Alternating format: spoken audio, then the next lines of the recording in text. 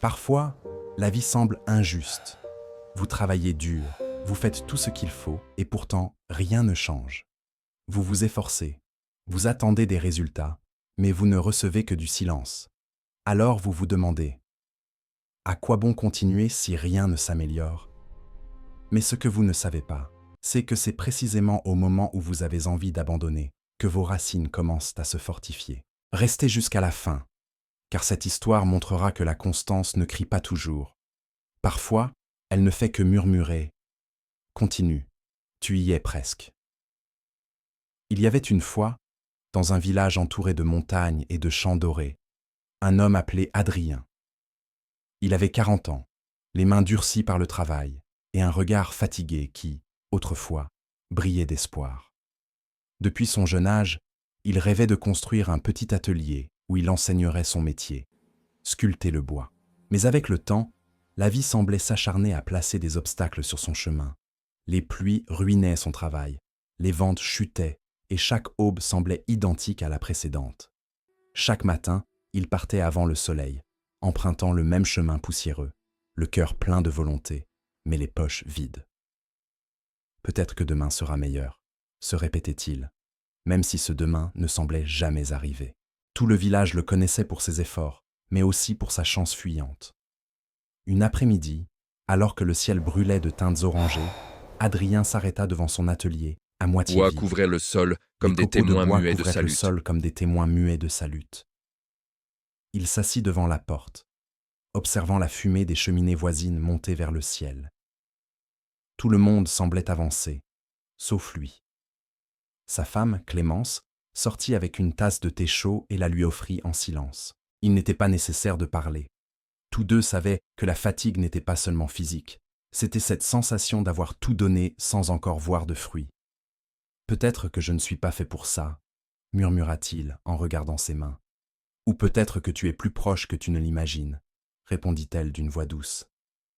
Cette nuit-là, il dormit à peine. Le vent frappait les fenêtres, et chaque bruit semblait lui rappeler ses échecs. Je travaille, j'essaie, j'échoue, j'essaie encore et j'échoue à nouveau. Ses pensées étaient un écho constant. À l'aube, il partit sans but. Il marcha sur les sentiers de la forêt, jusqu'à ce que les sons du village s'évanouissent derrière lui. Dans sa poitrine, il portait un mélange de colère, de fatigue et une peur silencieuse. La peur d'avoir gaspillé sa vie. Il s'arrêta au bord d'une rivière.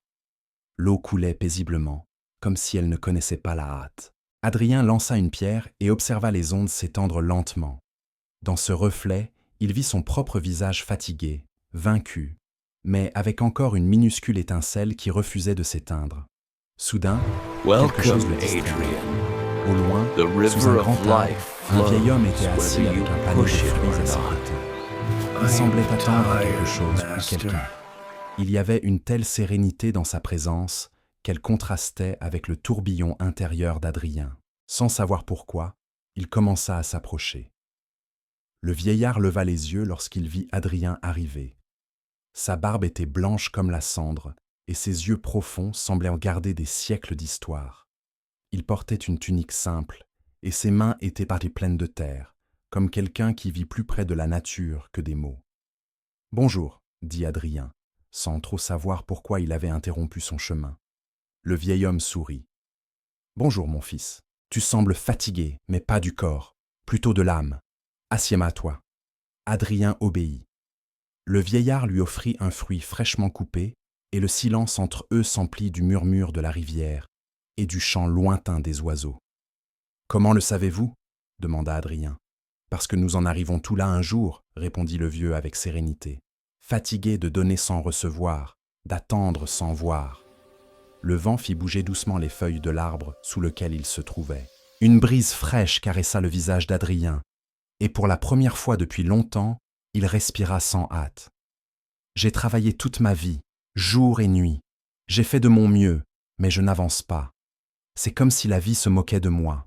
Et qu'est-ce qu'avancer » demanda le sage. Adrien le regarda, surpris. « Eh bien, obtenir ce que l'on désire, voir les fruits de son effort. » Le vieillard sourit avec douceur. « Alors, tu crois que la valeur de ton chemin ne dépend que du fruit ? Mais dis-moi, Que se passe-t-il si la graine tarde à germer? Perd-elle sa valeur? Adrien baissa les yeux, ne sachant que répondre. Le vieillard prit une branche sèche au sol et commença à dessiner des lignes sur la terre humide. La plupart des hommes, mon fils, vivent comme des rivières impatientes. Ils veulent atteindre la mer sans comprendre que la force de l'eau réside dans sa constance. Quand un rocher s'interpose, la rivière ne s'arrête pas, elle ne se plaint pas non plus. Elle continue de couler encore et encore, jusqu'à ouvrir son propre chemin. Adrien écoutait en silence. Chaque mot semblait entrer dans sa poitrine et y rester suspendu. Le vieillard se leva lentement, s'appuyant sur son bâton. « Viens, je veux te montrer quelque chose. » Ils marchèrent sur un sentier couvert de feuilles mortes jusqu'à atteindre une petite parcelle de terre. Il y avait des sillons, mais rien n'y poussait. « Ici, je sème depuis 5 ans, » dit le vieillard. « Chaque jour je viens, j'enlève les mauvaises herbes, j'arrose la terre et j'attends. » 5 ans et rien n'a encore poussé, demanda Adrien stupéfait. Rien qui ne se voit, répondit le vieux avec un sourire serein. Cette phrase lui parut plus profonde que n'importe quel sermon ou conseil qu'il eût jamais entendu. Je te dis la même chose. Avant de voir la fleur, tu dois apprendre à prendre soin de la racine. Le silence qui suivit ne fut pas gênant. C'était un silence qui enseignait. Adrien resta à regarder la terre comme s'il comprenait soudain que sa vie aussi était dans ce processus invisible, croissant sous la surface, sans qu'il ne s'en aperçoive. Le soleil commençait à décliner, et le vieillard le regarda avec tendresse. « Reviens demain. La constance ne s'apprend pas en un jour, » dit-il. Et ainsi commença le premier jour de quelque chose qu'Adrien ne comprenait pas encore, mais qui allait très bientôt transformer sa vie. À l'aube du jour suivant, Adrien retourna à l'arbre. Le sage l'attendait déjà, broyant des feuilles sèches dans un bol en terre cuite. L'air sentait la terre humide et le calme. « Tu es revenu, » dit le sage avec un sourire. « C'est déjà un début. »« Vous avez dit que vous m'apprendriez quelque chose, » répondit Adrien. « Oui, » acquiesça le vieux. « Mais avant, je dois savoir si tu es prêt à apprendre. » Adrien fronça les sourcils. « J'ai travaillé toute ma vie. S'il y a une chose que je sais, c'est ce qu'il en coûte de s'efforcer. » Le vieillard l'observa en silence quelques secondes, puis demanda « Et sais-tu aussi attendre ?» Cette question tomba comme une pierre dans l'eau. Adrien ne répondit pas. Le sage se leva et le guida à la lisière de la forêt. Là, parmi les buissons, se dressaient des plantes de différentes tailles, certaines hautes et fortes, d'autres sortant à peine du sol. « Regarde ces plantes, » dit-il. « Toutes ont reçu la même eau, le même soleil, le même soin, mais toutes n'ont pas grandi de la même manière. Pourquoi crois-tu que cela arrive ?» Adrien réfléchit un instant. « Peut-être que certaines sont plus faibles. »« Non, » répondit le vieillard. « Certaines formèrent des racines plus profondes avant de surgir. Leur croissance n'était pas visible, mais elle était nécessaire. » Le sage prit une petite pousse entre ses doigts. Le bambou, par exemple, peut mettre des années avant de se montrer. Pendant tout ce temps, le jardinier l'arrose sans rien voir. Beaucoup abandonnent, croyant avoir échoué. Mais quand il finit par germer, il pousse plus haut que n'importe quel autre arbre. Adrien écoutait avec attention. « Alors, mon effort aussi est en train de créer des racines. » Le vieillard acquiesça. « Chaque tentative, chaque jour où tu n'abandonnes pas, renforce quelque chose en toi. Tu ne le vois pas, mais c'est là. La constance n'est pas d'insister jusqu'à s'épuiser, mais de rester jusqu'à fleurir. » Le vent souffla avec douceur, faisant bouger les feuilles. Il semblait que la nature elle-même confirmait ses paroles. « Maître, » dit Adrien, « et si quelqu'un a attendu si longtemps qu'il n'a plus de foi ?»« Alors, c'est là qu'il est le plus proche du changement, » répondit le vieux avec calme. « L'obscurité la plus profonde arrive toujours juste avant l'aube. » Pendant un instant, Adrien sentit que le temps s'arrêtait. Cette phrase se planta dans sa poitrine comme un phare dans la brume. Le vieillard continua. « Ne crains pas d'avancer lentement. Crains seulement de t'arrêter. La rivière ne discute pas avec le rocher. Elle suit simplement son cours et, avec le temps, elle l'use.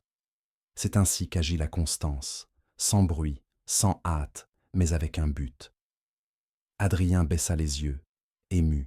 Pour la première fois depuis des années, il ressentit de la paix en pensant que sa lutte n'avait pas été vaine. Le soleil commençait à s'élever, peignant le ciel d'or. « Reviens demain, » dit le vieillard. « Chaque jour où tu reviendras, tu grandiras un peu plus, même si tu ne le remarques pas. » Adrien acquiesça. Il savait que cet enseignement n'était pas seulement pour cet instant, mais pour toute sa vie. Les jours passèrent, puis les semaines. Adrien revenait chaque matin à l'arbre du sage. Il apprenait à arroser la terre, à nettoyer les sillons, à observer sans impatience. Mais avec le temps, l'enthousiasme commença à s'évanouir. La routine devint silencieuse. Il répétait les mêmes mouvements, arroser, attendre, observer. Et chaque après-midi, il rentrait les mains vides. Les paroles du sage résonnaient dans son esprit, mais son cœur commençait à douter. Un matin nuageux, le ciel était couvert de gris. L'air sentait la tempête. Adrien s'approcha du champ et vit qu'une partie de la terre avait été emportée par la pluie de la nuit précédente. Le travail de plusieurs semaines semblait avoir disparu. Il tomba à genoux, les mains enfoncées dans la boue. « À quoi bon continuer ?» murmura-t-il entre les larmes. « J'essaie encore, et tout s'écroule. » Le sage s'approcha sans dire un mot. Il posa une main sur son épaule. « La douleur fait aussi partie de la croissance, » dit-il d'une voix suave. « Je suis fatigué, maître. Peut-être que ce n'est pas pour moi. Peut-être que nous ne sommes pas tous nés pour voir fleurir nos rêves. » Le vieillard respira profondément. « Et crois-tu que le bambou cesse de croître juste parce que le sol est dur ?» demanda-t-il. « Mais je ne suis pas un bambou, » répondit Adrien avec amertume. « Non, » dit le sage. « Mais tu as quelque chose que le bambou n'a pas, le choix. Tu peux abandonner ou continuer à planter. » Adrien se leva, trempé par la pluie, le visage couvert de terre et de larmes. Il regarda le ciel qui tonnait avec force et cria du plus profond de lui-même. « J'ai donné tout ce que j'ai. Combien de temps encore dois-je résister ?» Le tonnerre répondit par son écho. Le sage resta silencieux, le regardant avec tendresse. « Mon fils, personne ne sait combien il reste. Je sais seulement que si tu t'arrêtes maintenant, tout ce que tu as fait jusqu'à aujourd'hui sera perdu. Mais si tu continues, quelque chose de nouveau commencera à pousser, même si tu ne le vois pas. » Pendant un moment, Adrien ferma les yeux, sentit le poids de la pluie sur ses épaules et le tremblement de sa respiration. Et bien qu'une partie de lui veuille abandonner, une autre, plus petite mais plus forte, lui murmura « Pas encore ». Cet après-midi-là, alors que le soleil tentait de se frayer un chemin à travers les nuages, Adrien retourna au champ, nettoya la terre, redressa les sillons et recommença à arroser. Non parce qu'il croyait voir des résultats, mais parce qu'il comprenait que l'acte de continuer était en soi un signe de foi. Cette nuit-là, le feu crépitait dans la petite cabane du sage. Dehors, la pluie continuait de tomber, frappant le toit de feuilles sèches. Adrien, les vêtements encore humides, s'assit face au vieillard sans dire un mot. Le sage posa un bol d'eau sur la table et l'observa avec calme. « Bois, » dit-il. Adrien prit le bol de ses mains tremblantes. « L'eau semble pareille tous les jours, n'est-ce pas ?» demanda le sage. Adrien acquiesça. Mais quand une goutte tombe encore et encore sur une pierre, elle finit par la traverser. Non parce qu'elle est forte, mais parce qu'elle ne s'arrête jamais. L'homme leva les yeux. Et si cette pierre est la vie elle-même? Et si, malgré mon insistance, elle ne s'ouvre jamais? Le vieillard sourit. Alors la goutte n'aura pas échoué. Elle aura appris à être constante, et cela la transforme déjà. Parce que la constance ne change pas toujours ce que tu touches.